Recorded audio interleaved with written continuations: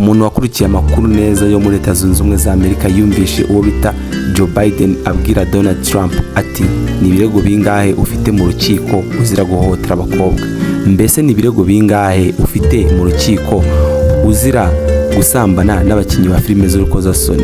Ibyo byose akimara kubimubaza abantu barumiwe, Donald Trump yifata ku munwa, mbese abantu bose bumva ko Donald Trump bamuhamije. Gusa abenshi basigaye bibaza ngo mbese ibyo Joe Biden avuze ni ukuri cyangwa se arimo aramuhimbira kugira ngo arebe ko yamurya amanota. Mbese nawe rero niba wagize icyo kibazo, tega amatwi wumva ukuntu inkuru yose yifashe y'ibirego bya Trump n'abakobwa bavuga yuko bicuza cyangwa abakinnyi ba filime z'urukozasoni baryamana nabo. Iyi nkuru rero kugira ngo uyumve biragusaba gutega amatwi tugasubira inyuma mu mwaka w'ibihumbi 2006 ubwo Perezida Trump yari ataba Perezida Trump tuzi, yari akiri umuturage usanzwe ariko akaba umuhirwe kabuhariwe muri Leta Zunze Ubumwe za Amerika, dore ko yabarirwaga akayabo k'amafaranga arenga miliyari 4 z'amadolari ya Leta Zunze Ubumwe za Amerika. Aha rero Trump yari ashyingiranywe n'umugore we wa gatatu ufite umwana we w'umuhungu witwaga Barron. Aha rero hari muri 2006 Trump yari agifite imyaka 60 kuko Trump we yarutaga umugore we. Nibwo yavuze rero mu kuryamana n'umukinnyi wa filime z'urukozasoni kabuhariwe bita Stormy Daniels. Stormy Daniels we nkwibutse ko ahangaha yari afite imyaka 27 y'amavuko ubwo yaryamanaga cyangwa se yagiranaga aferi na Donald Trump, uyu muherwe kabuhariwe muri Leta Zunze Ubumwe za Amerika.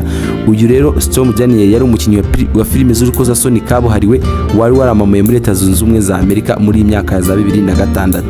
Trump kandi nanone si ibyo gusa, yagiranye indi mibano cyangwa se kongera kuryamana n'undi mukinnyi wa filime muri Leta Zunze Ubumwe za Amerika ariko akunda gukina filime nazo zirimo amashusho y'urukozasoni ariko zo zitari za porno bita McCartney Dugal. Uyu nguyu nawe yari umukinnyi wa filime zamamaye muri ubwo bwoko, nawe kandi yatangiye kuvuganwaho na Trump kuba bafitanye affaire cyangwa se baryamana.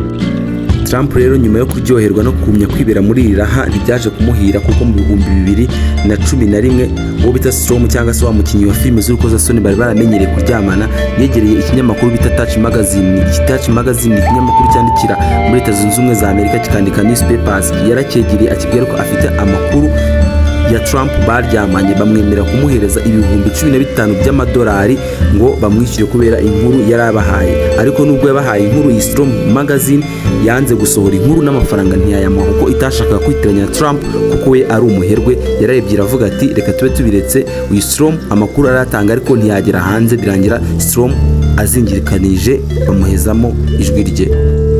Muri uyu mwaka kandi 2011 nibwo umwavoka wa Donald Trump bita Michael Cohen yari umwavoka wa Trump umwunganira mu mategeko, nibwo yagiye atera ubwoba umukobwa bita Storm wa wundi wakinaga porno bagiranaga affaire na Trump, amubwira yuko nadafunga umunwa bizamugora kandi nanone babigerengaho banamwishyura amafaranga menshi y'umurengera kugira ngo akunde abumbe umunwa.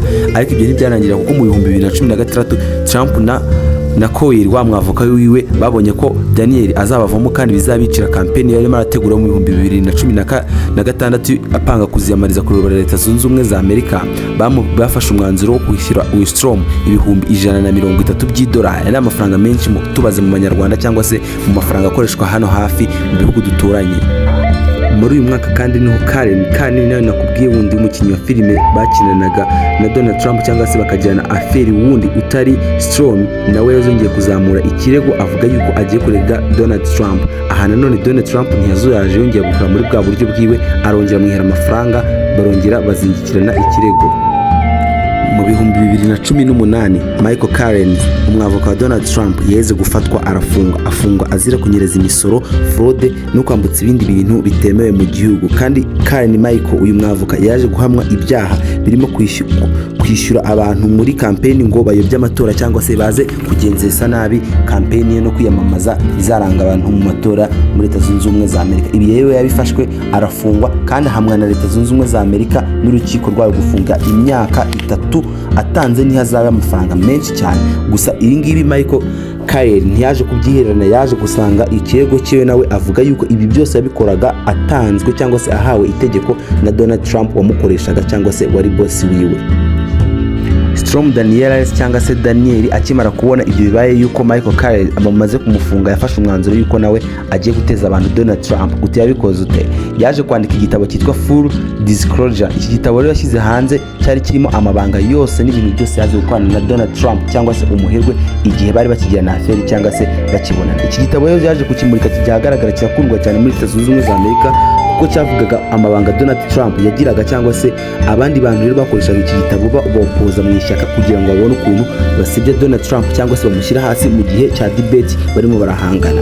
Ahangaha rero Stormy Daniels cyangwa se Daniel wa mukobwa wakinaga filime z'urukozasoni baryamanaga muri kino gitabo cye cyari kinini cyane kandi kivuga ibintu bitandukanye. Aha yavuze yuko umwavoka cyangwa se uwakoreshaga amategeko ya Donald Trump yaje kubwira bodyguard wa Donald Trump ngo kugenda azane uyu mukobwa Stormy Daniels ahantu yabaga muri apartment yiwe amujyana mwumwe mu miturirwa ya Donald Trump bagaganire avuga ko Donald Trump yamutumije kugira ngo basangire byonyine ibya nimugoroba. Gusa ngo Donald Trump wese icyo yaragamije ahubwo yaje gufatirana aya mahirwe birangira amushukashutse birangira Stormy bagiye kuryamana. Rero muri kino gitabo Stormy avugamo ibintu byinshi bitandukanye ahavugamo yuko Donald Trump mu kuryamana kwe nawe yaje kumirwa kuko ibyo yaboneye mu buriri bitari byoroshye. Ahangaha rero agumya avuga yuko Donald Trump bageze mu buriri agasanga ni umugabo wuzeho iminkanyari uruhu rukanyarare mbese ngo byamubereye ibintu bitangaje mu mateka yewe mu mwuga wose yari amaze igihe aryamana n'abagabo.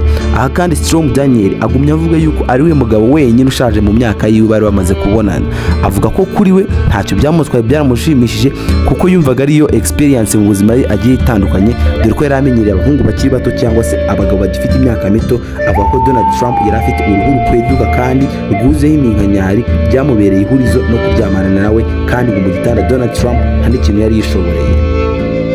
Iyo ukomeje kandi ugumya ugasoma iki gitabo bita Full Disclosure ugumya wumva uburyo Stormy Daniels wa umukinnyi wa filime z'urukozasoni kabuhariwe agumya avuga yuko Donald Trump cyangwa se ashyira hanze yuko Donald Trump yagerageza gutanga ikirego cyiwe naho ko Donald Trump cyangwa se Donald Trump perezida wa Leta Zunze Ubumwe za Amerika akagumiza amuha amafaranga amuha andi mafaranga amwongera n'andi avuga yuko nyine niyongera kubivuga kandi nyuma y'ayo mafaranga ashobora kubigiramo ikibazo kinini cyane. Ibi rero nyuma Donald Trump yuko bisohotse hanze byamwiciye campaign iyo ndetse binamusubiza inyuma mu manota. Na n'ubu ngubu icyo cyago Donald Trump cyangwa se aya makosa yakoze yaragiye kumwicira kariyeri kuko n'ubu ngubu Joe Biden yarabigaruye bari muri campaign bari kwiyamamaza hamwe bari gukora debate bahanganye yaje kuvuga ati aho yavugiye rya jambo rivuga ngo waryamanye n'abakobwa bangahe umaze kwandagaza ahangaha n'amafaranga ngana icyo umaze kwishyura ku bakinnyi ba filime z'urukozasoni muri Leta Zunze Ubumwe za Amerika. Ese ni biliyoni zingana gutya cyangwa se n'amamiliyari angana iki umaze kwishyura mu rukiko kubera ibikorwa byawe byo gusebya abari n'abategarugori? Rero ngayo nguko Trump tuzi cyangwa se Donald Trump gukunda abakobwa cyangwa gukunda inkumi byaje kumushyira hanze dore ko yaje no kuryamana n'umukinnyi wa porno cyangwa se filime z'urukozasoni bidasanzwe bimenyerewe yuko hari abandi bantu bavugwamo muri ibyo bintu nabo. Sawa mukore like, subscribe, comment na share n'ikindi gihe tugomeze tubane mu zindi nkuru z'ubwenge. Kandi niba kunze ikiganiro wibuke ukanda ukazogera ukande kuri comment ukore na share ukimenyeshe n'izindi nshuti zawe zikigereho kandi ntibibagirwe no gukora subscribe niba utarakoze subscribe kugira ngo ibindi biganiro byiza bigumye bikugereho ku gihe. Ciao.